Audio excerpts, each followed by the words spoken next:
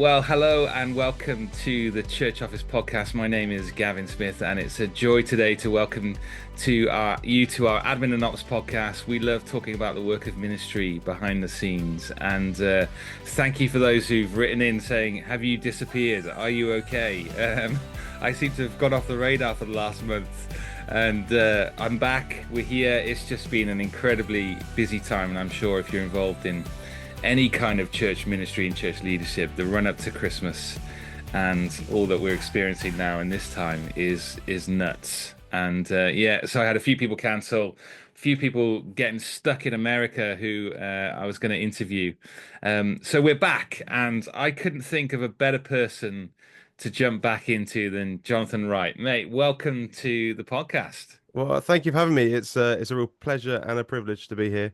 And did you have a nice 2 months in Barbados? What was it a good Feels like I've time? had 2 months putting up Christmas decorations. But that is also self-inflicted as well, because I have as you know, some of you listeners will know, I've got this giant star, which is like 6 meters high, 4 meters wide, that I put on top of our church building. And yeah, it seems to get harder every year. I don't know why that is, but It sounds absolutely glorious.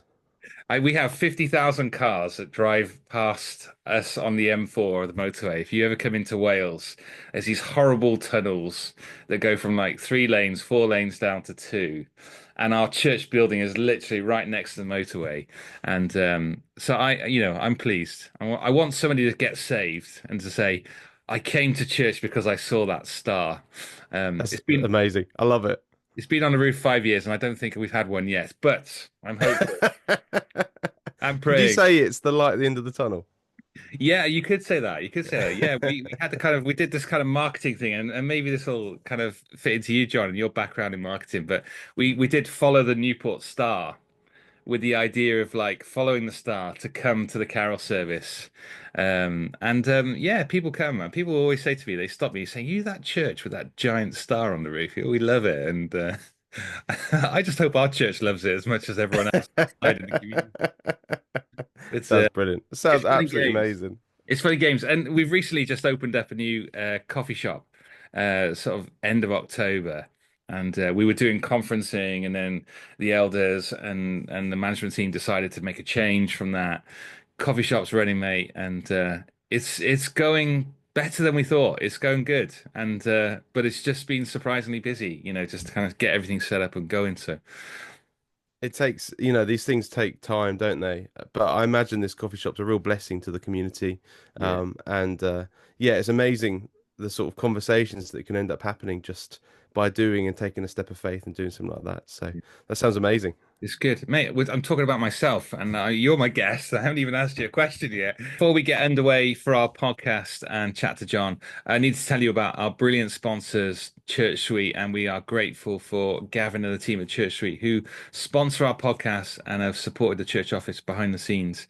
If you haven't come across Church Suite, this is a brilliant piece of software that enables you to manage your church more effectively. Definitely helps you to communicate more clearly.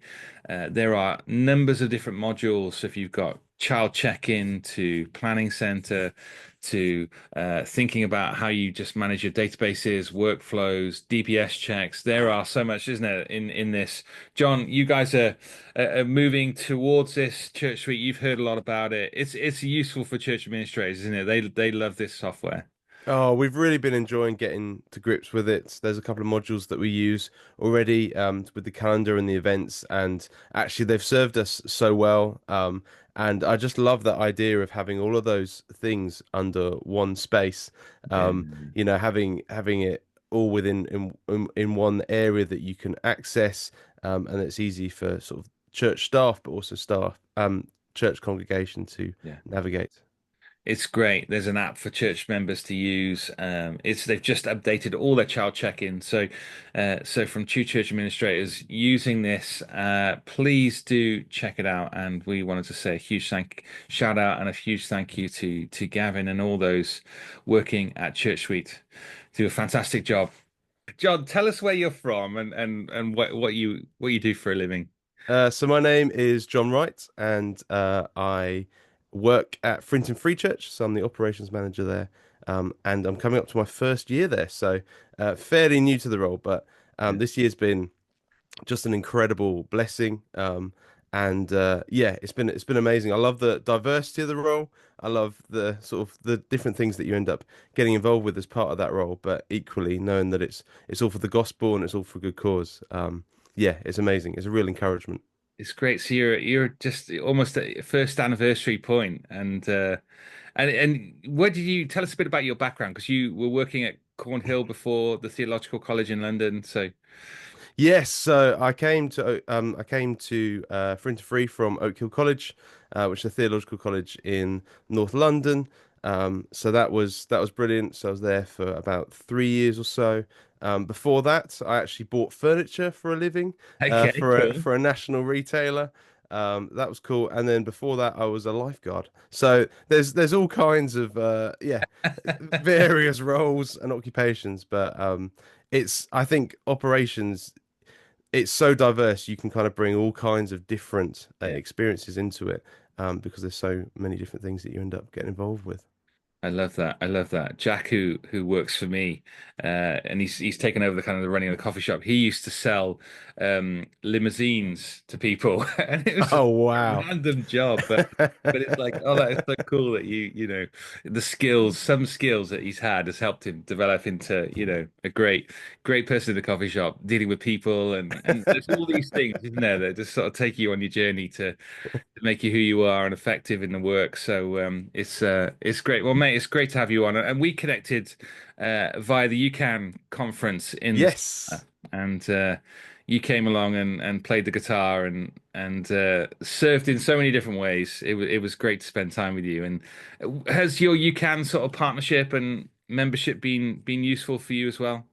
Yeah, I've really sort of appreciated the support from UCAN, and actually getting in touch with some of the local groups, some of the sort of other operations people in the sort of nearby area. I think you can fall into a trap of thinking actually this is a very niche role. There aren't that many people around you that do the same thing. There's not a lot of people to outreach to, but I think you can just really prove to me that there's loads of people that are dealing with similar sorts of day-to-day tasks, and lots of people that are very willing to outreach and help. And I think that can make things so much more efficient in some ways, but they can also lighten the burden of certain things because people are very, very wise. People have lots of experience, and they also have things that they're very willing to share, and also pray for you, sort of, and have that spiritual support. So, yeah, that was a real blessing this year. Yeah, the summer was great, and to be together was, yeah, there is. It's great to find people who do your role and can be, immediately encouraging, isn't it? You just sort of pick up relationships, and yeah, super excited about that. Well, today's podcast we were going to chat. Obviously, I'd love to hear a bit from John and his experience of being in the role for a year, and this is going to fit in lovely to what we want to try and do today. Is over in at the end of September we did a kind of check-in, and it's a kind of an annual questionnaire that we send out through the church office to say, tell us, how you're doing. How's life in your church in admin and ops? What are some of the evidences of grace? Where are things just flourishing and you're doing good, the church is doing good? Where's that grace? And then we look at say, well, what are some of the challenges? What are some of the pressure points? Where do you want to be equipped? And we're trying to kind of just build a bigger and wider picture of what's happening sort of behind the scenes in church life. So we're going to chat about that today, and we've had loads and loads of responses. And so thank you if you did this a long time ago and thought, well, what have I contributed to? Well, you've contributed to this podcast, but also to a wider understanding of training and a wider kind of things of topics that we want to hit across the year for the church office. So make sure we kick it off with where have we seen grace? Yeah, amazing. Yeah, what an encouraging set of responses that are there. It's amazing to see the diversity of places that people are seeing grace as well. Um, I think especially something that speaks out to me. There's numerous examples of this, but where people have seen sort of grace and support within their congregation and their church family.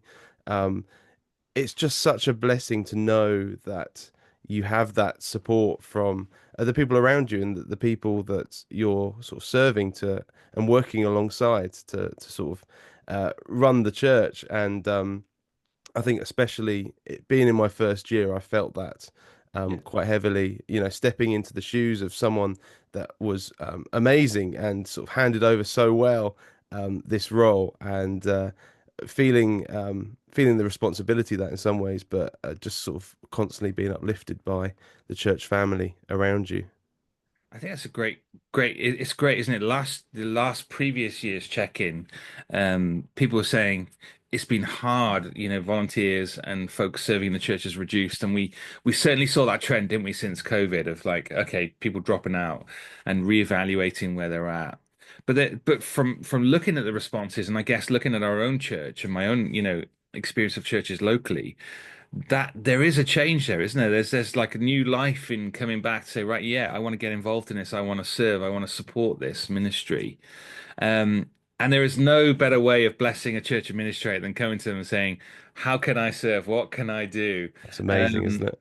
yeah, and to see that level of increase coming back of people who are really, desirous to serve, keen to support, happy to take on roles, that is such a blessing, and we want to thank God for that amazing grace at work right across churches in the UK who are saying, yeah, this is different, this is changing, and that was lovely, like you say, that was lovely to hear. And with that, John, do you think there's been a change where leaders are recognizing the role a bit more? Open that up for me. What are your thoughts around that? Yeah, I think it's probably difficult for me to speak into what that looks like historically and the context behind that, but I've certainly felt encouraged that it's something that seems to be have an increasing awareness Yeah, that people are understanding actually all the additional responsibilities that come with being a church and being a charity, actually how having an operations manager can allow ministers and pastoral people to do, spend more time in their role and doing what they do best. Um, when I was being interviewed for the role, actually, there's that verse in the Bible, isn't there, where it talks about the disciples going out and helping to serve food to some of those people that yeah, weren't able to reach, and allowing the people that were preaching to preach more. And I think that just really emphasizes the importance of administration and of operations to make sure that we are using people's giftings to the best of their ability, and we're not sort of overworking people yeah. with additional responsibilities and roles that they haven't necessarily um, been needing to do in that time. Yeah, that's great. That's great. And I've found the more and more conversations I've had with leaders across the country is there, often we find in churches, don't we, that you start a load of ministries and you never stop them. And the capacity of the church, it just reduces because we're growing these ministries and we're continuing these ministries going. And I've loved having conversations this year with leaders who are going like almost like giving them permission, say, like stop some things if you need. Where have you got gifting in your church? Like, where is there grace at work in your church? Because we talk about seasons, and sometimes I think ministries are for seasons, and things change and new things come out. And I've loved this year just hearing leaders go, yeah, we closed this down and we didn't feel bad about it. We didn't feel like a failure, but this came alive and there was grace all over this. And we've certainly seen that in our church where we've been like, thinking about mercy ministries and thinking, right, how do we continue to see this grow? And there's grace on it and saying, okay, well, how do we jump into that and do more? But that might mean that we have to stop some of these other things to bring the capacity to bring the church with us. And I love that those conversations are happening, and I think leaders are going, we need the admin and ops people to make all of that happen because they can't do that bit. That's the bit that they can't do. They can say, right, we're going here, we're going in this direction, um, but they're the ones who can't coordinate these things to close them down and start new things again. And we're part of that journey and part of that. And I love that. Get excited about that. So. Yeah, And you've probably seen sort of firsthand actually that transition from being a conference center to now sort of doing sort of cafe ministry and stuff like that. And some of that transition, yeah, that change in ministry must have been really interesting. yeah. It has been really interesting, and I think um, it's had a greater effect on the staff than I sort of realized.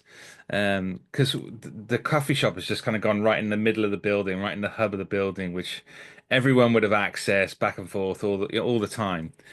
And so now we have this defined space that we don't really want you just wandering through with a ladder and, paint pots and, your trolleys are full of whatever. We've got to change the dynamic. And it's really interesting. The church have jumped on board and have loved it every minute of it. They love being in the building. And there's fellowship happening. There's new people coming into the community. So it's all like quite exciting. So good. Um, but all those things of how we work have all changed, and I probably have not given enough time to go, right, how do we make all of that work? And we've changed it just before Christmas, which may not have been the wisest thing to do, but but we just sort of roll with those things, don't we? You have to roll with those things. It's great. Anything else stuck out to you on the evidences of grace? I think there's some real So many, encouragements wasn't in there? terms of like recruitment and people stepping forward, sort of doing voluntary stuff as well. Um, and it's coming from a church where we are blessed with actually so many volunteers that do so many things and run so many different ministries. You feel the weight of that. You feel the kind of impact that people stepping forward um, and asking, "What can I do?" Offering that up to God. It's huge, and it just allows sort of capacity and capability. Uh, and you're kind of you're constantly able to be looking at growth and adaptability as well. So yeah, that sticks out as well as a huge sort of encouragement. And I don't know how that compares to previous years' surveys, but that doesn't necessarily feel like a something that is Yeah. talked about a lot. Yeah, yeah, no, that's good. Yeah, that's good. And there is like there's a number of times it references that leaders are better understanding me, they're better understanding my role, and that's exciting. And I think when you feel, like you're understood and you're able to use your gifts in a kind of in the right remit, you feel more confident and you feel more at home. Is sometimes operating outside of those or having to feel like you're having to push, leaders to say, come on, we need to talk about this policy or we need to review this. That those things get hard sometimes and difficult. Um, but yeah, there seems to be just I was just overwhelmed. There just seems to be a real sense that people seem to be doing well, Yeah, seem to be enjoying what they're doing, yeah, are able just to list out. We had so many of these, just things that are going well, just different ways that God is blessing this ministry behind the scenes. And I know you'd say the same, John. It's a privilege, isn't it, for us to be in this role, to it see really is. the church in this role. Um, and there is, tell me why you think it's privilege. Share that with our listeners. What have you enjoyed? 'Cause Ah, you're doing this a year, so where do you start, really? Um, I think just working alongside, you know, such gifted people, volunteers to do kingdom cause. What else could you possibly ask for? It's amazing, isn't it? And yeah, there are day-to-day tasks that can bog you down a little bit, but actually um it's powerful stuff and you can sort of get your head in the zone and do a certain thing, but and then when it's delivered like a particular event or a particular service or something like that, and you see the impact then that has to real people's lives. yeah, um that's huge, isn't it? It's yeah, absolutely huge, and actually, um, it's not losing focus of the impact that has to people. yeah, There's the paperwork and there's the computer work and the physical putting chairs out and all of that sort of stuff. But actually, what is this leading up towards? And this is towards growing God's kingdom. It's towards sharing the love of Jesus. And yeah, it's amazing. Yeah, it is privilege, and I love the fact that we get to see the kind of the big picture. So people are involved in their ministries, but we get to see the whole thing, and and God's at work right across his church, isn't it? And you get to see that, and I get to see that, and that's there's something just a huge privilege to that. And I mean, one of the things I said on the first ever podcast we did, why do we do this? One of the highlights, and I think the coffee shop for me is another one of these, is that you sat in a meeting on a retreat talking about closing the conference down and doing a coffee shop.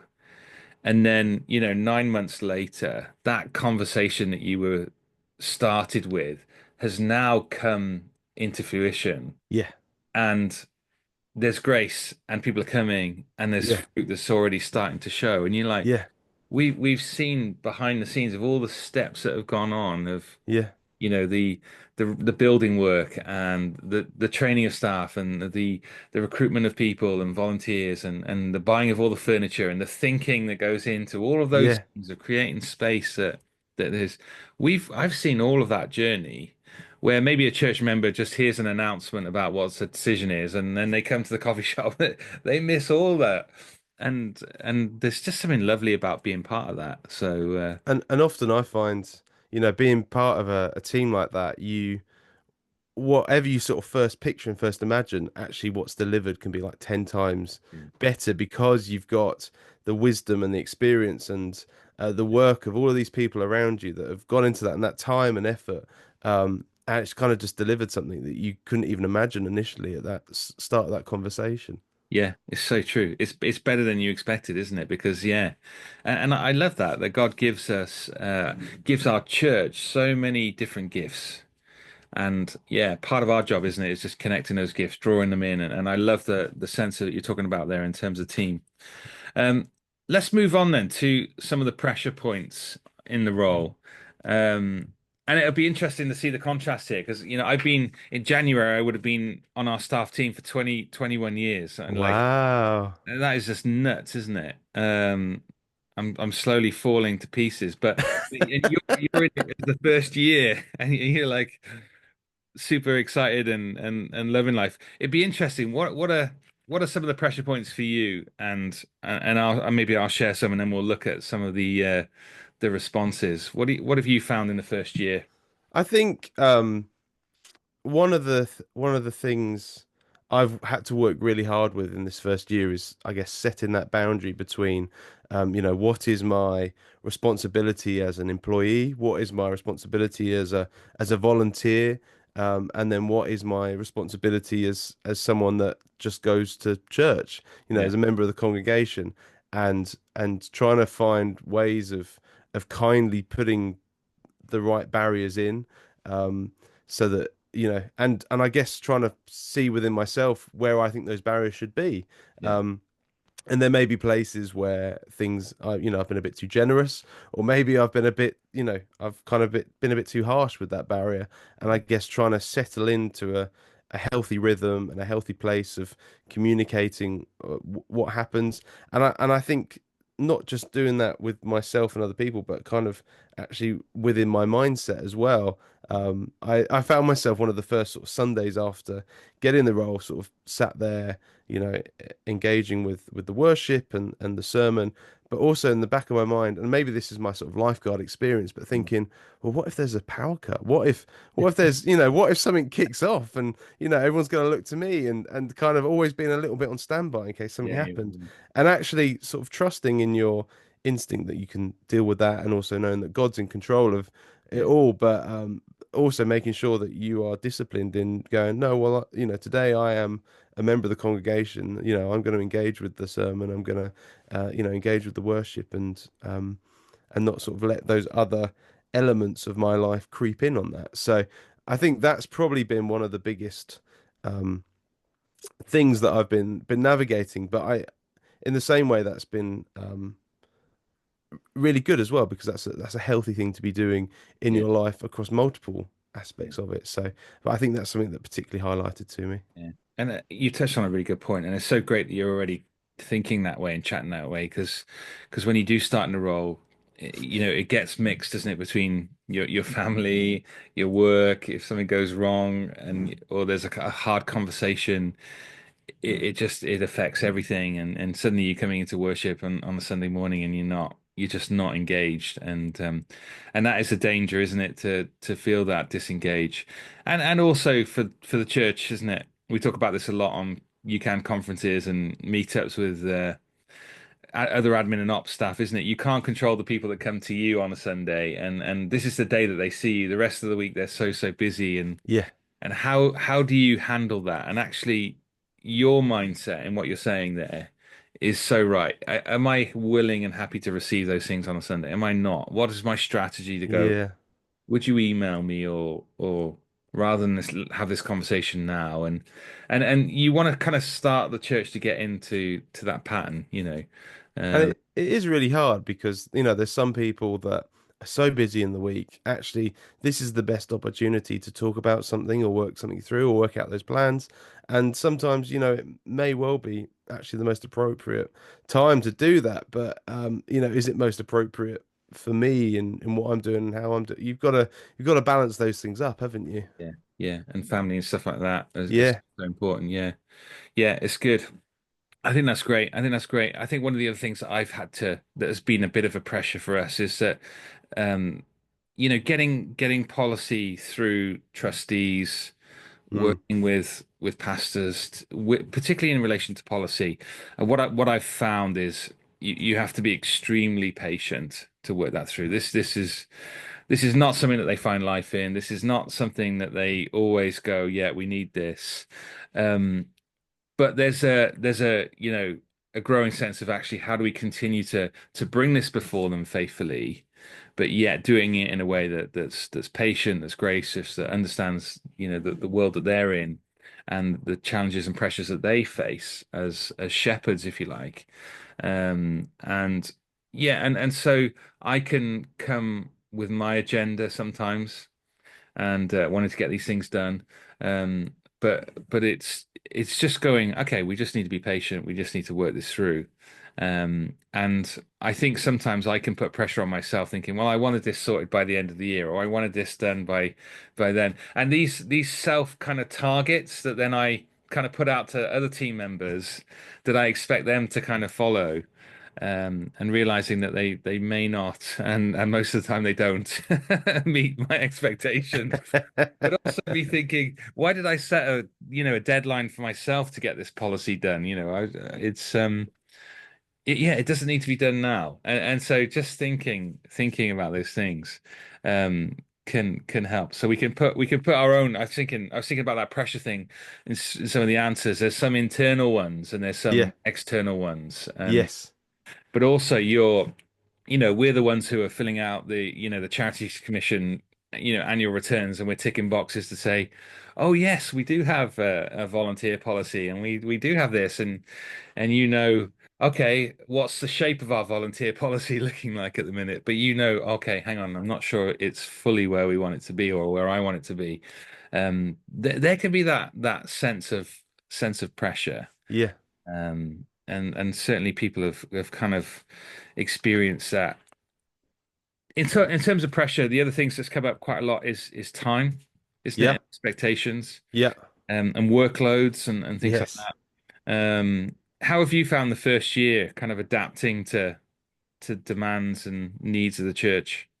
Yeah, it's so true, isn't it? I think uh I was privileged in the fact that I was stepping into um a a role that had been well managed, had been well cared for, and actually, I was able to have a new person's perspective on a couple of things, but there wasn't anything drastically that needed to be done. It Yeah, just great. kept rolling, and you kind of come in with a couple of ideas and a couple of tweaks, and you kind of go, right, okay, first week I'm going to sit down, going to sort these things out, and then we're going to come up with some new ideas, and then you slowly realize, the time frame that you think for doing these things, you double it and you double it again, and and these things can just take a long time, but all for the right reasons Yeah, because there's processes involved in getting those things done.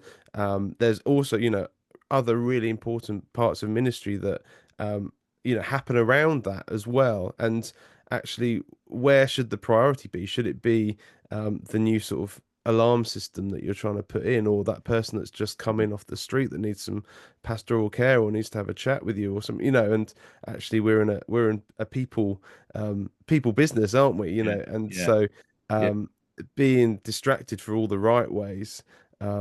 So, but as you say, that does mean that expected timeframes can sort of slip and additional workload can come in. And when you've got multiple kind of elements of church come together, I think someone summarized it really well in this document.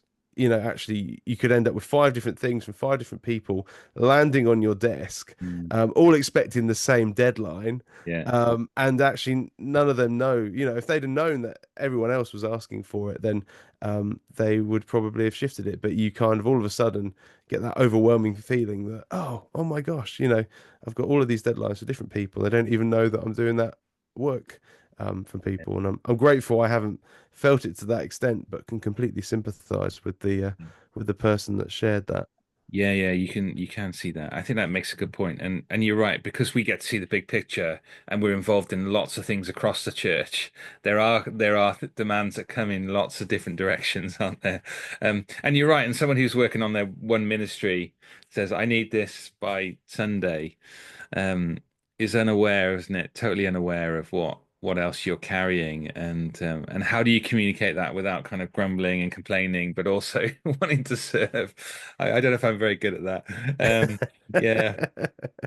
I met one church administrator who said that she'd let her staff know that as soon as you saw a Diet Coke on the table, it was one of those signs to say, be careful when you come in because I've got a lot going on at the minute. So visual sign to people were joking about it, but it's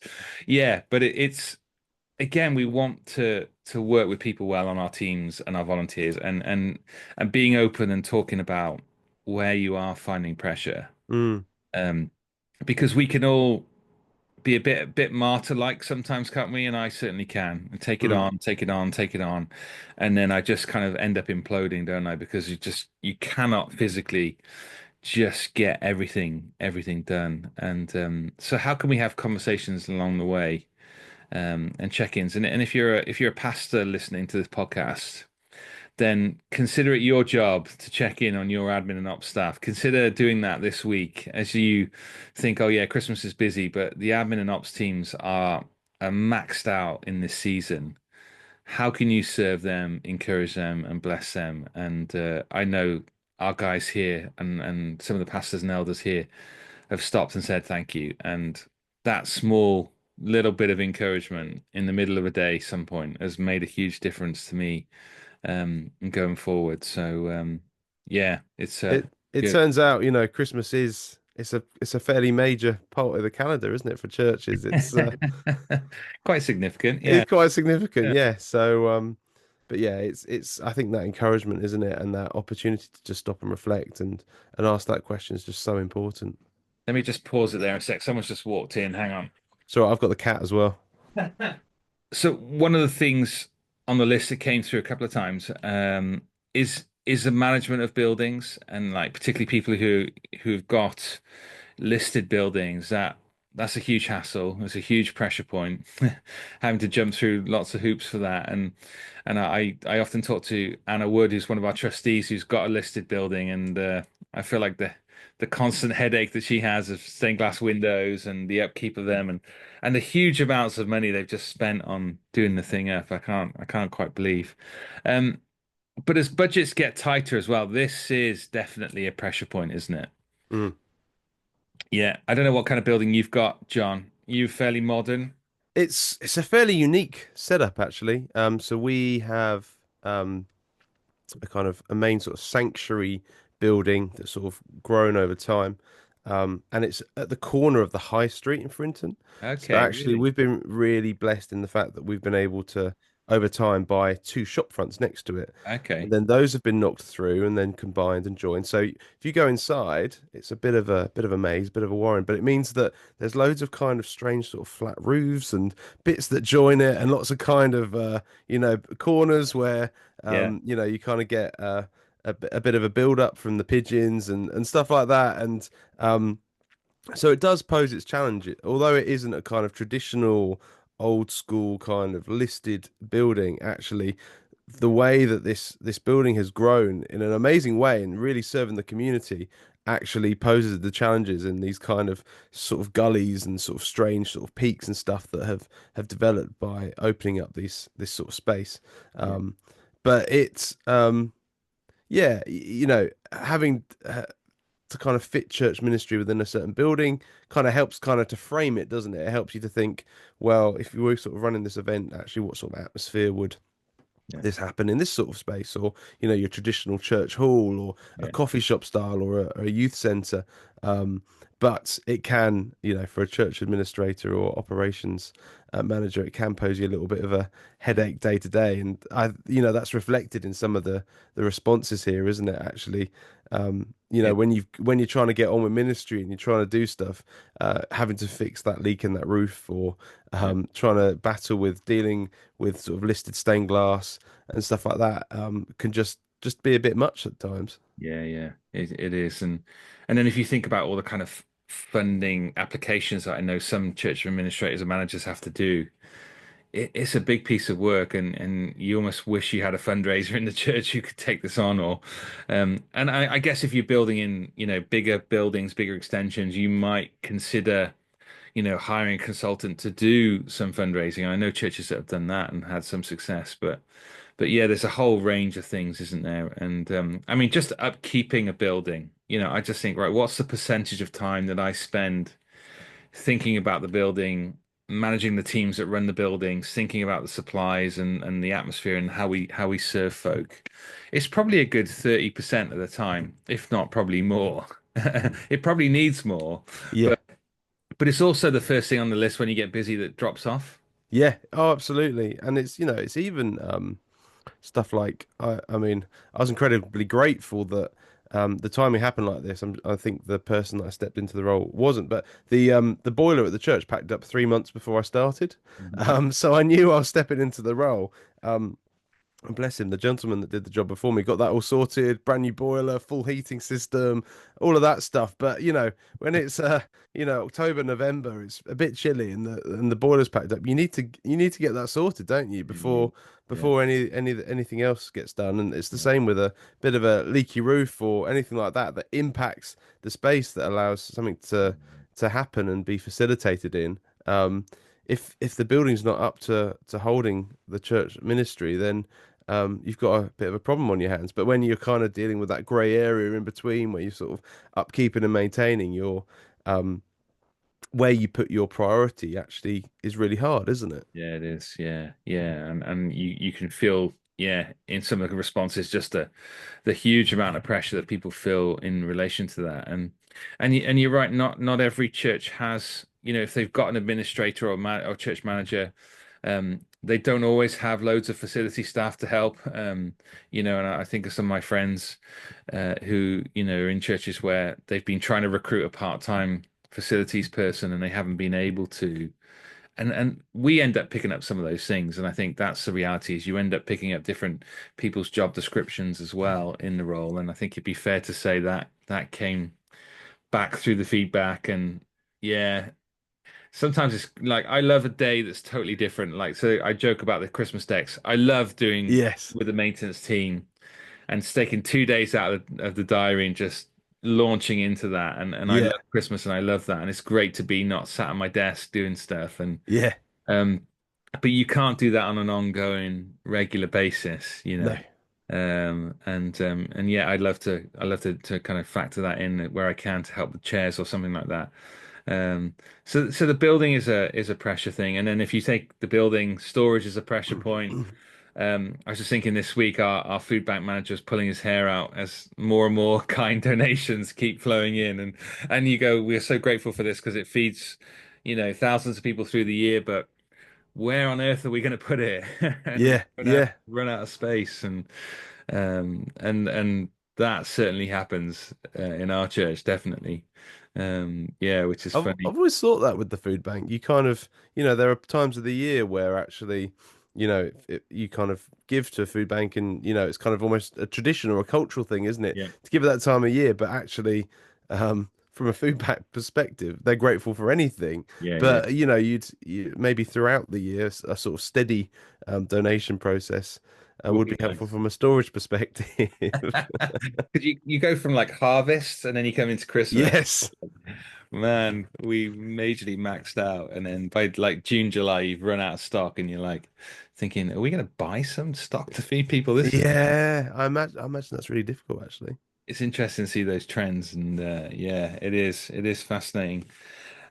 Anything else on the there was a couple of things related to tech that I think we can relate to on this, so churches adopting like a church suite or something along those lines. Churches are slow to deal with change on these things. We introduced a new app to the church, and it took a little bit of time to Yeah. to get the uptake on that. And I feel, yeah, I can feel that coming out of the feedback is the pressure on tech and helping members to shift and helping members to actually use it.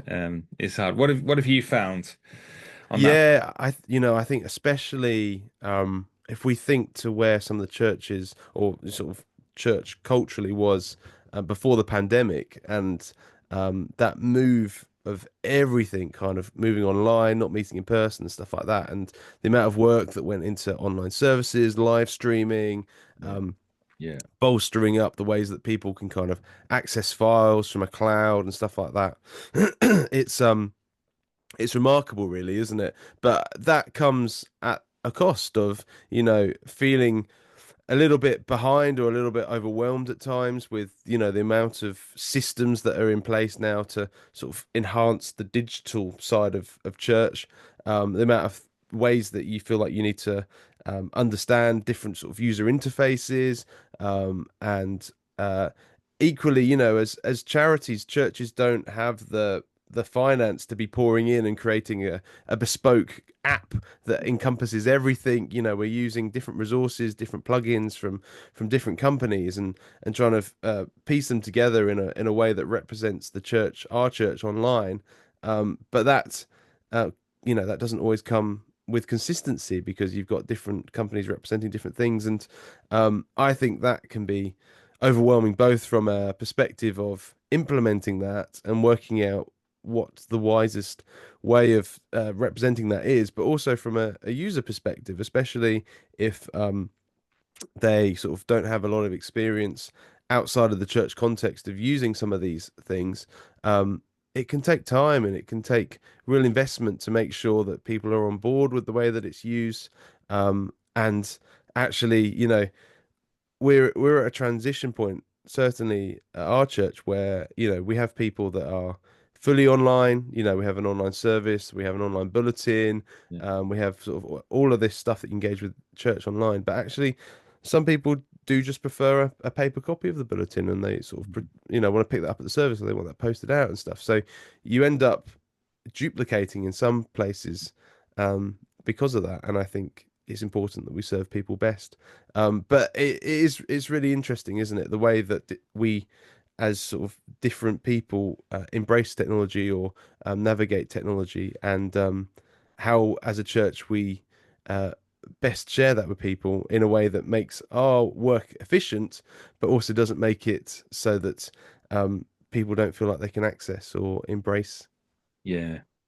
Yeah, I think it's good, and I remember feeling the pressure when we implemented Church Suite, and you get pushback, and you get people who don't want to do it, and you're the one who's driving this forward, and then you're like, I always feel like we've got to make this work, we've got to make this successful, right? And what have I got to do to gather around? Because you know the elders have agreed to pay for this, but we've got to make sure we get value for money and get the sign up and but I think one of the things our leaders have done really well is they've kind of kept that kind of the importance of how do we pass the gospel and the ministry that we're doing to the next generation. And if there's this hesitancy to not invest in some of these, technology, some of these systems, then we're going to lose people. So new finance packages people are using, they're using Church Suite, they're using Joined or other WhatsApp things, and they're using these to communicate with people. We've got our own church app that we've got um, through Subsplash, and it's great. But you can also feel the pressure of, right, if you do a change of service time or something, remembering all the places that you have to go back Yes. and make a Yes. change. Yeah, yeah, yeah. Because somebody's going to access it at the wrong information at the wrong point. So Absolutely. This URL that you had on a promotional yeah, card from 2 years ago that someone's held on to because they go, "Oh, I want to stay in touch." But going back and finding that web page and then making sure that your 7 o'clock service is now a 6 o'clock service and stuff like that, it's you have to be across all of that, don't you? And sometimes it's not the forefront of your mind. yeah, it's so true. So yeah, I definitely can feel that, and I think that for some admin and ops people, they do creep into the comms stuff because it kind of fits into Church Street and it fits into the other things, and suddenly I'm not I need someone to proofread ice stuff. I'm grateful for Catherine. I'll say on the podcast, man of life, she probably reads through the stuff that I produce and thinks, "What is this idiot?" She rewrites it with a little bit of quality and with the right punctuation and everything else. But It's a gifting in itself, isn't it? It it, really is. it is. It is. Our senior pastor joked the other day saying, Gavin, you're not allowed to send out any correspondence to the church without anyone else checking it because you're terrible. What encouragement. Yeah, great encouragement. Yeah. The thing is, he's true. It's true. So yeah, it's great. It's great. Well, mate, thank you for jumping on the podcast. Thanks for chatting about these things. Oh, it's been a pleasure. Thank you so much for having me. We will definitely have you back, and if you're up for it, maybe we'll look at some of the other questions that we've done together Oh, yeah, that'd be great. in the new year. But Yeah. it's a joy to know Jonathan, and just let me encourage you. Just seeing you at the UCAN conference, one snapshot, one window. You're a man who loves to serve and care Oh, for bless you. people, Thank you so much. and I think you'd be encouraged, but I'm thrilled. Your church have got you in post, and yeah, if there's anything I can do, anything the church office can do to encourage you, and or Thank you. you can contribute to this ministry, mate. Oh, bless you. Thank you so much. We No, want it's a you real involved, encouragement. buddy. So that's good. Well, if you've got any questions or comments or anything you'd like to follow up with us at the church office from the podcast or from the check-in, and you say you'd like to, if you're serving on here, and there are a couple of occasions where people say I feel quite isolated in this ministry. I'm struggling. Please get in touch. Please get in touch with ourselves. Jonathan and I are both involved in UCAN and get the opportunity to meet with other administrators and operations people. And if that's someone you'd like to connect with, if you're a church leader listening to this and you're thinking, right, I'd like to explore the admin and ops conversation further. I'd like some help in how I manage our admin and ops. Like get in touch, and if I can't answer it, then what I'll do is signpost you to somebody who will, and maybe get a pastor's perspective, maybe get an ops perspective. We were able to do that at the church office, and would love to serve you in that way. So send your questions in, questions@thechurchoffice.co.uk. Thanks for listening. Thanks for being patient. Thank you to our sponsors, Church Suite, and all that they're doing to support our ministry. We are grateful for Gavin and the team at the Church Suite. So yeah, we'll look forward to seeing you on the next podcast. Try and get 2 out this month if I can do it. It's great. We love it. Good man. Thanks for being on, See you bud. later. Bless you, mate. Bye.